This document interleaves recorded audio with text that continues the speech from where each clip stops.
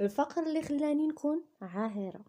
أنا إلهام، بنت كازا، فعمري دابا 30 عام. كبرت وسط عائلة على قد الحال، ما عدناش وما خصناش، اللهم لك الحمد. قريت حتى خديت الباك على 18 عام. كانت حياتي طبيعية غادة مقادة حتى لواحد النهار. اليوم المنحوس بالنسبة ليا، اليوم اللي غيتوفى فيه الأب ديالي، العون والسند، الماما ولينا. حنا 4 البنات، أنا الكبيرة فيهم. المهم، الموت ديال بابا كان صدمة بالنسبة لينا، حزننا عليه بزاف ودمرنا. ولكن المجتمع ما كيرحمش.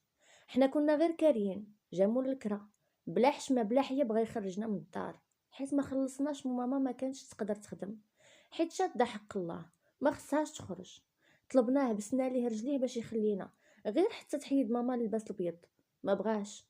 قلت لماما انا غنخدم وغنخلص الكرا. السيد ملي سمع كلامي وهو عارفني قاده، قال لي واخا، انا غنعطيكم مهله شهر وتخلصوا لي كرايه. قلت له واخا، غندير اللي في جهدي كامل باش نخلص الكرا. ماما كتقول لي علاش قلتي هكذاك، علاش فين غتخدمي وفين؟ عييت نقنع فيها بانه غنخدم في اللي كان، غير ما نخرجوش للزنقه، ما نخرجوش للوحوش، حيت خواتاتي مازال صغار وحنا كاملين مزيونين وجمالنا ماشي طبيعي.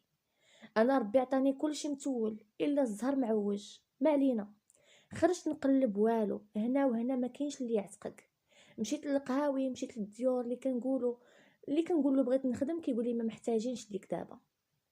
اوف يا ربي، عييت، رجلي بداو يضروني. اليوم الاول والثاني والو، وخواتاتي وماما كيموتوا بالجوع، وانا حالتهم كتزيد تمرضني كتر وكتر. اليوم الخميس غنخرج نقلب عاود. مشيت لواحد السبيطار، قلت لهم واش خاصكم شي فام دميناج؟ من حسن حظي كان خاصهم شي وحده. فعلا دخلت نضرب الجفاف على قلبي. المهم، داز النهار كله غير تماره والعيا. مع 7 العشيه قال لي واحد الفرملي بلي ما غنخرجش حتى ندوز الجفاف على المكتب ديالو. قلت له بلي كلشي خرج وانا خاصني نخرج. قال لي بالزربه. المهم، وانا كندوز في الجفاف جا هو وسد الباب وبدا كيتقرب مني، وقال لي بلي انا زوينه وإلا قبلت ندوز معاه ليله وحده غيعطيني اللي بغيت. تخلعت ودفعته. قلت له انا ماشي كيف حاسبني انت وغيرك. قبل ما نخرج خلالي لاكارت فيزيت ديالو في الصاك، وقال لي فكري مزيان، هو شارف وباغي يدمر حياتي. انا اللي قد بنته. خرجت نجري ونبكي، جامي نعاود نرجع لهاد السبيطار. مشيت للدار وانا كنبكي وحالتي باينه فيا شويه، وكيبان ليا بنادم مجموع قدام الدار. ويلي شنو طاري؟ مالكم؟ كلشي كيشوف فيا وحتى واحد ما هضر معايا. دخلت بين الناس حتى كنلقى ميمتي ميمتي مشات لعند اللي خلقها، توفات من بعد ما كلات شي حاجه قديمه ومسمومه. بقات كتقطع بوحدها حتى واحد ما عاونها وداها للسبيطار. هي كتموت وبنادم كيشوف فيها. هذا اللي عاودوا لي خواتاتي. صدمت، الدنيا دارت بيا. علاش الحياه قاسيه معايا حتى لهاد الدرجه؟ حرمتني من اغلى ما عندي. مشى بويا ودابا تبعتو ميمتي.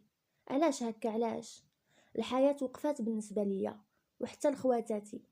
من بعد ما دفنا الوالده بقينا بوحدنا لا حنين الله رحيم، من غير رب العالمين. السيمانه والماكله ما جات في فمي. كنسعى ونجيب لخوتي الصغار وانا كنربط كرشي باش ما نحسش بالجوع. اوضاعنا كتزيد تأزم اكتر من الاول، والخدمه ما لقيتش والكرا. بقاو لي 2 اسابيع الا ما خلصتش الكرا نطلعوا للزنقه. تفكرت داك الشارف الفرملي والعرض ديالو، حيت الابواب كلها تسدات في وجهي.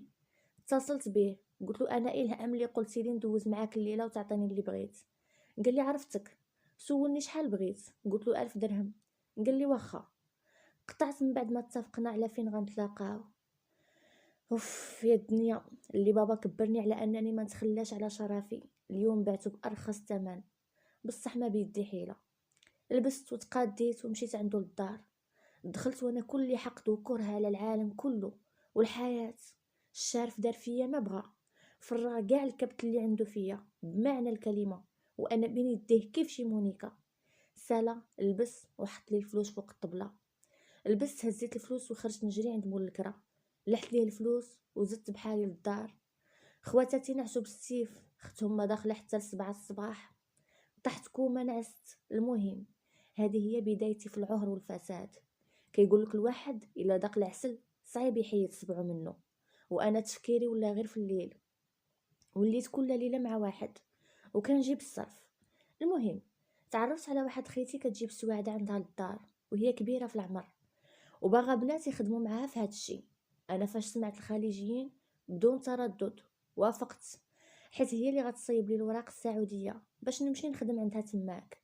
انا قلت نستغلها تديني تما ونهرب ليها، نخدم شي خدمه شريفه، لا ربما تماك غنلقى مستقبلي. الكلام ساهل والواقع حاجه واحده اخرى. مشيت وخليت خواتاتي في المغرب. ملي وصلت قلت هنا غنضمن مستقبلي. تلفت على هذيك المراه وهربت. غاده بدون وجهها كيف الدمدومه، غير غاده. تلاقيت مع واحد خينا قال لي بلي واش خاصك فين تجلسي، قلت له قال لي واخا انا نعاونك، باينه فيك كيدير الخير. المهم قال لي يلاه معايا داري كبيره تقدري تجلسي تما بين ما يسهل الله. انا عند بالي بلي هما ماشي بحال المغاربه، ولكن كنت غالطه. داني للدار وعطاني بيت، طمأنت ودوشت، وانا خارجه كنلقاه جالس في البيت ديالي. قال لي تعطلتي عليا. كنت ملويه عليا غير الفوطه. تهجم عليا بواحد الطريقه وحشيه بزاف. الوحش تهجم عليا بطريقه خايبه، ما عمري شفت بنادم هكاك. انا ثقت فيه وحسبته ولد الناس، ولكن طلع ولد الحرام مقطر. المهم سالا ولح ليا الفلوس على وجهي، وليت غير سلعه. اللي جا كيتقداها. خرجت وانا كنبكي.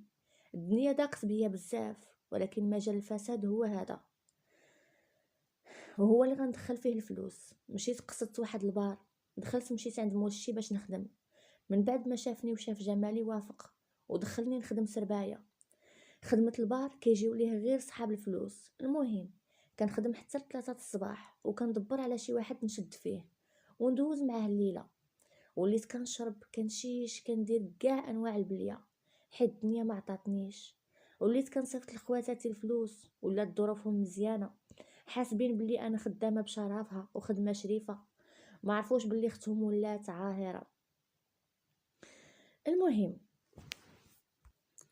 ماشي اي وحده مشات للخارج كتكون عاهره، ولكن بزاف البنات كيمشيو لتما باش يخدموا هادشي. استحمار الناس والكبت ديالهم والبخل ديالهم هو اللي خلاني نقصد هذيك الطريق بدون رجوع. في واحد النهار جا للبار واحد الولد زوين بزاف، وباينه فيه ولد الناس وولد عائله، امورها باينه ميسره بزاف.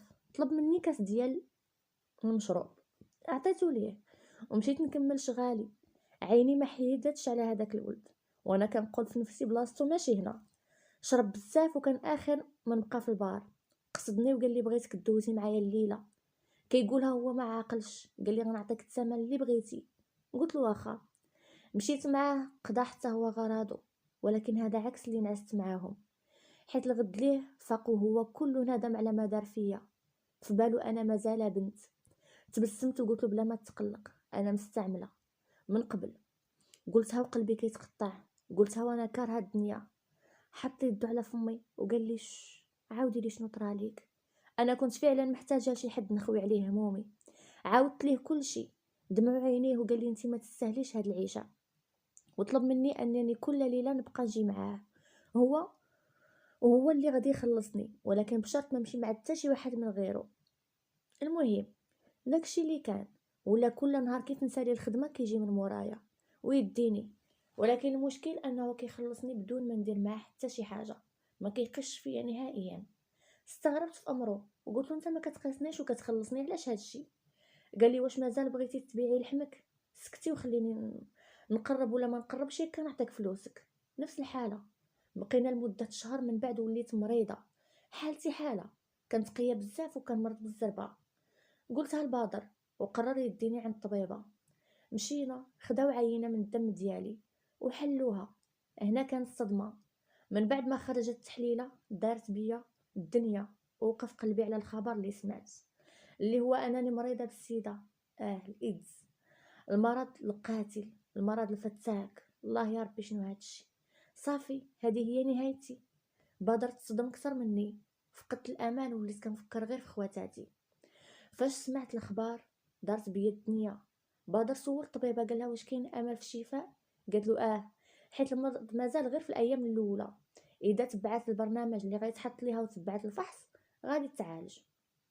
كلام الطبيبه ما اثرش فيا. جا الوقت اللي نتحاسب فيه، جا الوقت اللي غنتقابل فيه مع اللي خلقني وانا ما دايراش باش نلقاه. نعيا نبرر ان الحياه قصات عليا، الا انه ما عنديش عذر لكل اغلاطي. بدر كان كيصبرني وكيقول لي بلي غنتعالج. انا رفضت فكره العلاج حيت شبعت من الدنيا، ولكن هو بقى مصر عليا وكيحاول يوريني الحياه بنظره مختلفه على اللي كنشوفها بها. طلب مني نواعدو انني غنبقى قويه حتى لاخر نفس ليا. وعدتو واخا ما سهلاش. وليت كناخد بزاف ديال الدوايات، زيد عليها الفحص. بدر كان معايا في كل شيء، لدرجه انه وليت الا اداتني شي حاجه التعفن ديالها كيمرضني وكيمرض بدر اكثر مني. بدر كان مراقب كل حاجه ومعاونني. من بعد فتره علاج دامت لمده طويله، مشينا انا وبدر الطبيبه ودرت تحليله، والحمد لله الفيروس ضعف في الذات ديالي، وبشويه بشويه غادي وكيحيد في مره. بدر كان فرحان اكثر مني. اما انا، الورده اللي كانت شحال هادي دبلات، والقوه اللي كان كيعطيني هو اللي مازال موقفاني على رجليا. بدر كان كل شهر كيصيفط الفلوس لخواتاتي وما قال لهمش بالمرض ديالي باش ما يتأزموش. هو طاح في الحب ديالي وبغاني بالزواج.